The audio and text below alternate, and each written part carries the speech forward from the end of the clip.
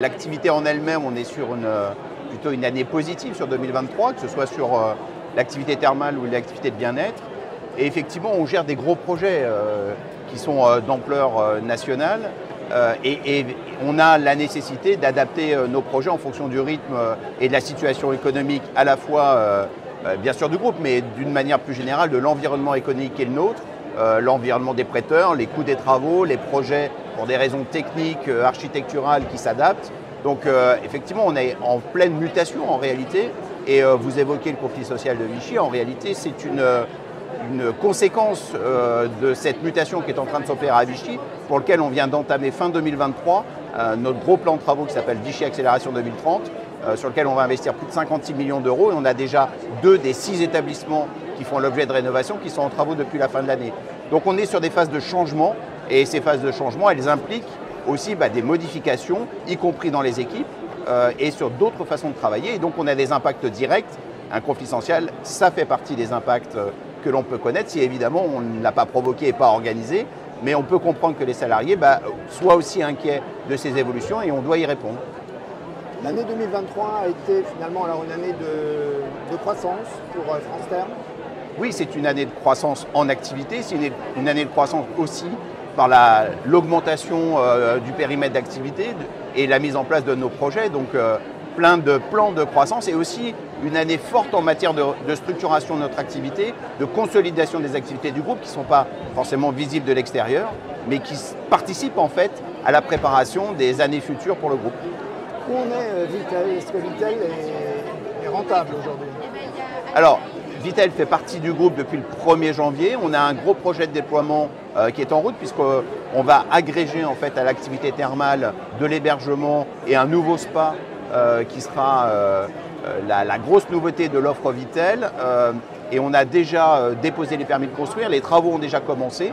Donc le projet est lancé et c'est la globalité de cet ensemble qui donnera la rentabilité de Vitel et puis son nouveau plan, son nouveau positionnement pour les années à venir. Pour 2024, quels sont vos projets? Alors les projets, c'est la mise en route de la nouvelle offre Vichy qui commence progressivement à se réaliser. Les travaux de Salis de Berne qui vont reprendre puisqu'on a été contraint à les adapter à la situation que l'on connaît. Et puis effectivement, la grosse nouveauté, c'est la mise en route progressive de l'offre de Vitel qui va commencer à être visible des clients avec notamment le lancement d'une nouvelle marque pour ce nouvel ensemble, ce resort avec un positionnement très nature et éco-responsable qui est en train de se structurer. Alors vous êtes à la fois sur les curistes conventionnés et sur une clientèle de spa ou une clientèle de court séjour. Comment évoluent ces deux clientèles aujourd'hui dans le thermalisme en France? On a effectivement deux grands pans d'activité, en sachant que nous, notre modèle, il est basé sur le resort, c'est-à-dire l'association, en plus de l'offre de soins, de tous les compléments au séjour, que ce soit l'hébergement, la restauration et toutes les activités complémentaires. On est à peu près aujourd'hui à 60% de notre activité orientée vers la clientèle thermale.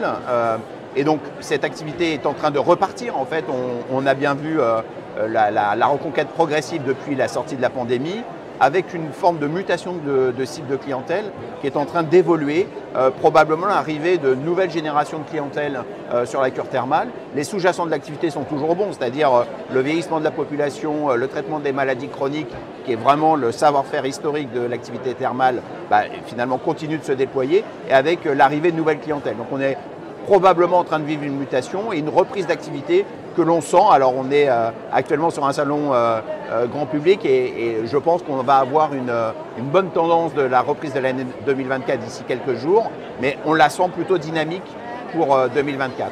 Et sur l'activité de bien-être, qui est l'autre pan de notre activité, depuis la reprise d'activité post-Covid, là on est sur une forme d'accélération très forte. Et c'est une activité qui aujourd'hui est très présente et assez dynamique dans tous nos resorts.